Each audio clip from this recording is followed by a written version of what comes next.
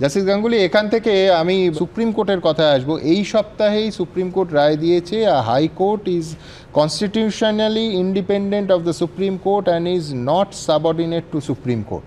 আমি বলছি এই ইন্ডিপেন্ডেন্স আপনি কলকাতা হাইকোর্টে বসে বহুবার আমরা দেখেছি আপনি সুপ্রিম কোর্টের চিফ জাস্টিসকে চিঠি দিয়েছেন, তাতে কাজ হয়েছে। আমি ইন্ডিপেন্ডেন্স শব্দটা বিশেষ করে ব্যবহার করছি তার কারণ অনেকেই মনে করেন রাজনৈতিক দলে যোগ দিলে ইন্ডিপেন্ডেন্স খর্ব হয়, কোথাও একটা সাবঅর্ডিনেট হয়ে যান মানুষ, কারণ তার ওপরে যে স্তরেই তিনি যোগ দিন না কেন তার ওপরে বড় নেতা থাকে। আমি বলছি কোথাও অভিজিৎ গঙ্গোপাধ্যায়কে নিজেকে মোল্ড করতে হবে না?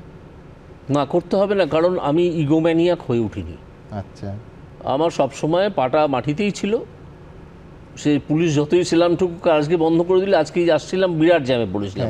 অন্য সময় এলে একটা ফোন করতো আমার দেহরক্ষী, লালবাজারের ওই কন্ট্রোল রুমে, সঙ্গে সঙ্গে ওটা ক্লিয়ার হয়ে যেত। আমার তো একটু বিরক্ত লাগেনি। আমি তো ভাবতে আসছিলাম বেশ হয়েছে, ভালো হয়েছে, এরমভাবেই থাকতে হবে, তাই না? তো আমার কোনো ইগো তৈরি হয়নি এই বিষয়ে। ইগো তৈরি হওয়ার প্রশ্ন ছিল না, বিভিন্ন কারণে হয়তো ছিল না, আমি জানি না। তো সেই জন্য আমার কোনো অসুবিধা হবে না।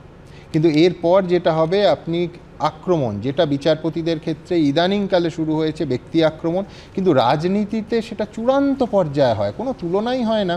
যে রাজনৈতিক ক্ষেত্রে আপনি এসছেন মানে একেবারে ব্যক্তিগত আক্রমণ আমার ধারণা ইতিমধ্যেই শুরু হয়ে গেছে, আরও হবে যত নির্বাচনের দিন এগিয়ে আসবে। হ্যাঁ, এই আক্রমণকে ঠেকানোর বহু উপায় বাঙালির জানা আছে। তার একটা হচ্ছে রঙ্গ এবং ব্যঙ্গ।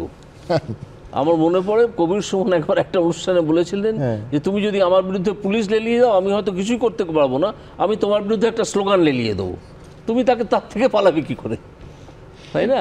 তো ওই রকমের রঙ্গ ব্যঙ্গ, হাসি তামাশা, কখনো হয়তো খুব সিরিয়াসলি সেটাকে নিয়ে তার উত্তর দেওয়া, এইসব হবে। কিন্তু একটা মানের নিচে আমি মধ্যবিত্ত বাঙালি ভদ্রলোক হিসেবে নামতে পারবো না, এটা জেনে আপনারা যারা গালাগাল শুরু করেছেন, আমি তাদের উদ্দেশ্যে বলছি, তারা যত খুশি গালাগাল করবে। এই কয়েনেজটা আমার চমৎকার লাগলো, মধ্যবিত্ত বাঙালি ভদ্রলোক, এইভাবেই অভিজিৎ গঙ্গোপাধ্যায় নিজেকে দেখেন। একদম একদম মধ্যবিত্ত বাঙালি ভদ্রলোকের একটা মান আছে, তার নিচে তারা নামেন না। তারা একটু অভিমানী গোছের হন, আমি নই। তো আর তারা গণ্ডগোল ঝামেলা থেকে দূরে থাকতে রাজি থাকেন, দূরে সরে থাকেন। সেই জন্য তারা রাজনীতিতেও আসেন না। এটা খুব ভুল করেন। রাজনীতিতে আসা খুব দরকার, মানুষের এগিয়ে আসা দরকার, না হলে তো দুর্বৃত্তরা ভরে ফেলছে রাজনীতির আঙিনা। তো হ্যাঁ, আমি নিজেকে মধ্যবিত্ত বাঙালি ভদ্রলোক এবং তার যে মূল্যবোধ, সেটা নিয়েই আমি বড় হয়েছি এবং আমি সেভাবেই বেঁচে থাকব।